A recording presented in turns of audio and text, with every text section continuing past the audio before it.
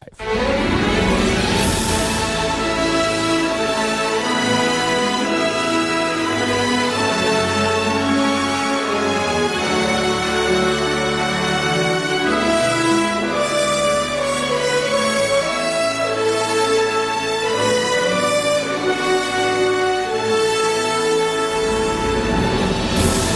we have a first-time guest to the Jersey Joe Show, the president of the New Jersey Second Amendment Society, Alexander Roubian, who joins us because New Jersey is probably the worst state to be a gun owner in, and to explain the history and where we're going as a state is right. Alexander Roubian. The worst state for a legal gun owner and the best state for an illegal gun owner. Welcome, Alexander. Thank you so much for having me on. Thank you for joining us. I've been a resident of New Jersey all my life. I went to my first gun range with Sue Ann Penna, who took me there, and she's quite a good shot. And I must say, after probably flirting with the idea of purchasing a gun, I was almost dissuaded because of the ridiculous process to actually get the permit. So why don't you tell us a little bit about your organization, and we will take it from there. Well, that's exactly the purpose of what the laws do. It's deter people from buying firearms. Now, the New Jersey Second Amendment Society, we started in 2010. We've been active ever since then. We started doing a lot of diplomatic work in regard to meeting with legislators, testifying, having meetings throughout the state. And over those years, we've done nothing but lose more and more of our rights. And it's not because the legislators are not listening to us or not meeting with us. You know, they are. But the fact of the matter is, and like kind of we're speaking about, what you guys were speaking about before, about the Pope and other like socialist and progressive movements, is this is part of their agenda. It's not that they don't have the facts about firearms or that they really care, but they just hate firearms and they want to make it as difficult as possible for people to exercise that right in the state of New Jersey. And Alexander, that's been something that I've been saying because, you know, we get out there and we try and fight this fight with facts and logic and truth, and we are stonewalled by these state legislators because they don't want to hear it, because they don't care about it, because they have an agenda, and that's it. Exactly, and they're ruthless. You know, these people have no soul. When we're sitting there and we're talking about our rights and the Constitution and the law, you know, they're parading victims of, murdered children through Trenton and the State House.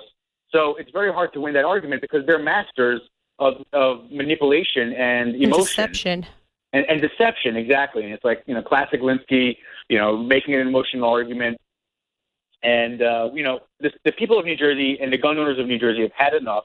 You know, we're standing up. You know, we're going after our Senate president. You know, our main goal is to get him out of office and to get him fired through a recall process.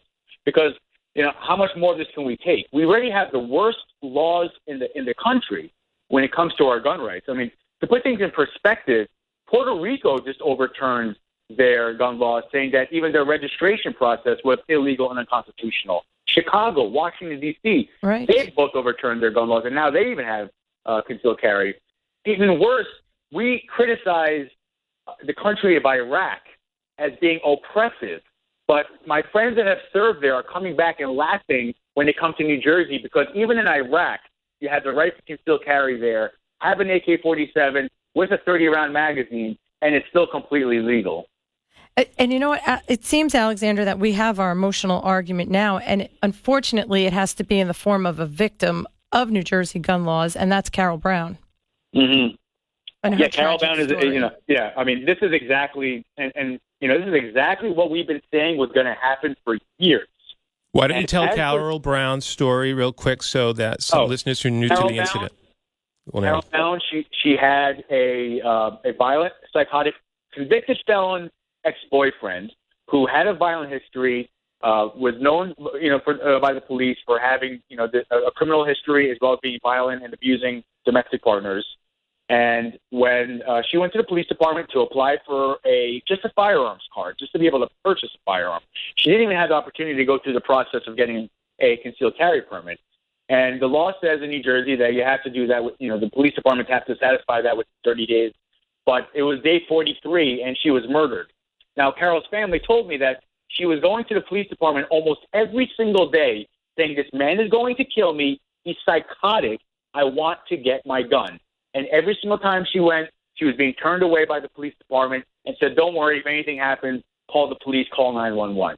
And, one evening she was found murdered, stabbed to death in her own driveway. And a few days later, the suspected killer, who was most probably the ex-boyfriend, hung himself in another ex-girlfriend's house. Unreal. That's a really unfortunate situation. And now you don't see Stephen Sweeney or any of the legislators calling for any form of action. You don't see Bloomberg starting an organization called Moms Demand Action for Knife Sense in America. You're not seeing any type of response whatsoever from the legislators because they don't care. If a gun was used, this would be all over the news. They would be having press conference after press conference in our state house about how we had to have a call to action. But because a knife was used to murder Carol, there's no emotional reaction to it. No, they dismiss it. But now, so hypocritical.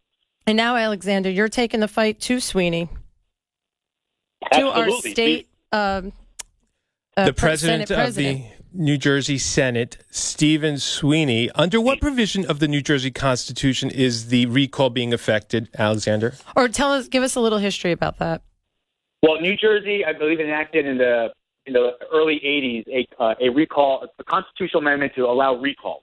The recall is a process where if 25% of the registered voters in a district signed a petition to actually have this politician go up for re-election. So he has a 4-year term, but when we start this recall process, which is going to be this Saturday, and we get all the signatures we need, he's going to have to go for re-election and run for his campaign seat again. So, Alexander, tell us a little bit about what happened when you took the argument to Steve Sweeney's house. Well, that's pretty interesting. Yeah, well, I mean, you've been reading the media, and the media has been, just bashing everything that we've been doing, saying that we should have been doing this at the State House. We should be doing this at his office.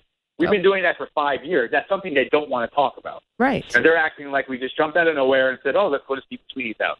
We've been writing letters, we've been having meetings, we've been testifying before him, and he just doesn't care.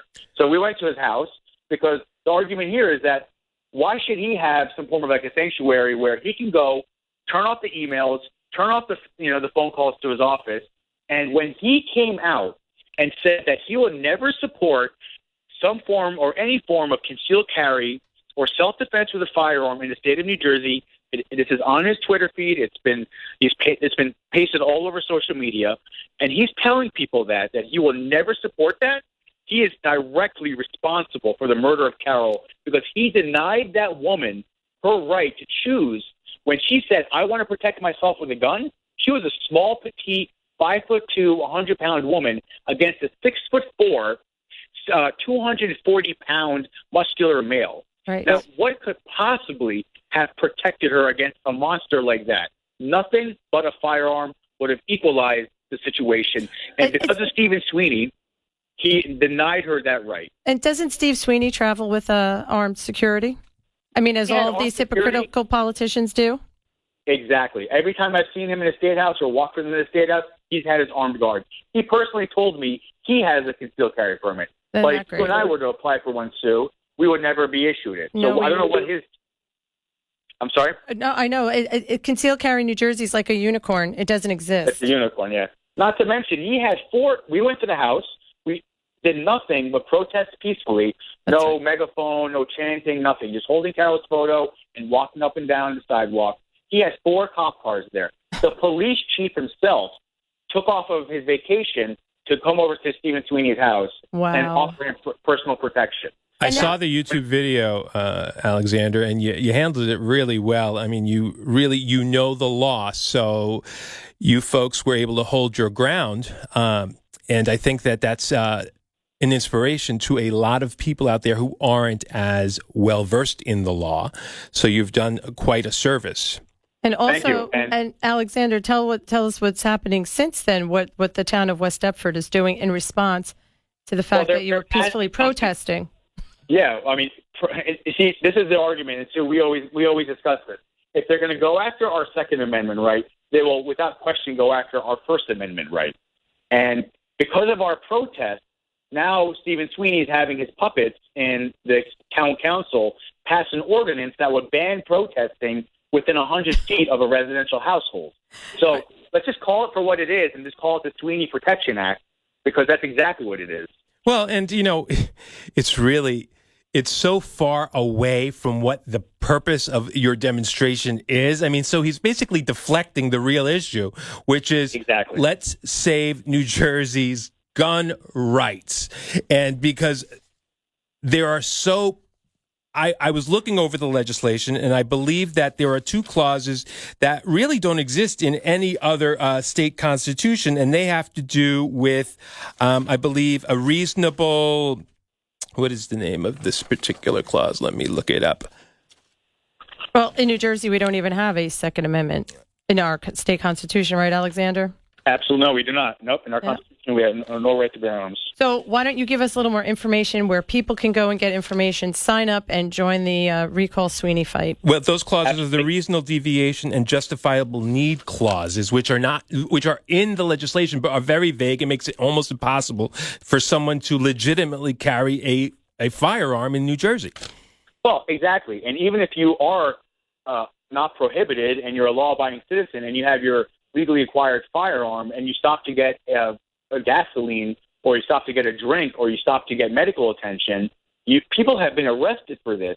Good people have been arrested for this and threatened with up to 5 to 10 years in prison for making honest mistakes.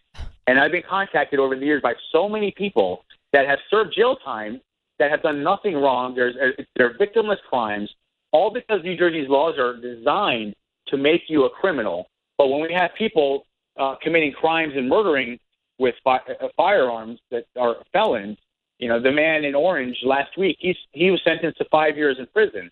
But Brian Aiken, a law-abiding citizen never doing anything wrong, was sentenced to 7 years in prison for a hyper-technical violation. And these are the laws that Stephen Sweeney supports. Now, I'm sure we can agree on most things, and we could, complain about the problems. What we're doing here is we're providing a solution. We have to get this guy out of office. It's not, just because there's one person doesn't mean it's not going to have consequences or fear to the other legislators that they might be next. Now, I want to give the website. It's recallsweeney.com. Our first day of activism is going to be this Saturday coming up, June 27th at 9 a.m. We're all gathering there. We had Tim Knight, who led the successful Colorado recalls, speak for 10 minutes. I'm going to speak for 10 minutes. We're going to do some basic training, how to knock on doors, how to petition, things like that for 30 minutes. And then everyone's going to be provided a packet with a walk list, names and addresses of everyone that should go and knock on their doors and gather their signatures.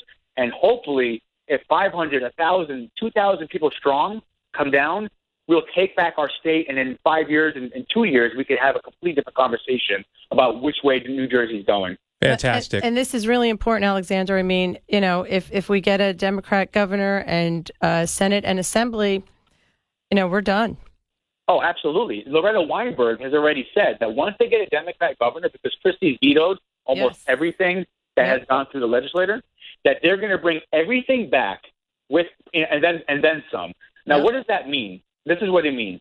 They're trying to pass a law that the police will come to your house and do a home inspection. That's right. To tell you if you are a suitable person to be a gun owner. The second major thing that they want to do is have you get, at your own expense, a mental evaluation from a doctor or trained psychologist to say you're clear to be a firearm owner, and you have to go to the police department with the doctors. And meanwhile, criminals on the street can buy one in the trunk of somebody's car. But Alexander, we have to wrap up. But thank you for joining us. Thank you so much. And we're going to get the word out about the Recall Sweeney. And we will have the contact information on the Facebook next page. week. And I will see you there. Thank you. It's Recall Sweeney. Sweeney spelled SWEENEY.com. Thank you so much. Awesome. Thanks, Alexander. Thank you for joining us.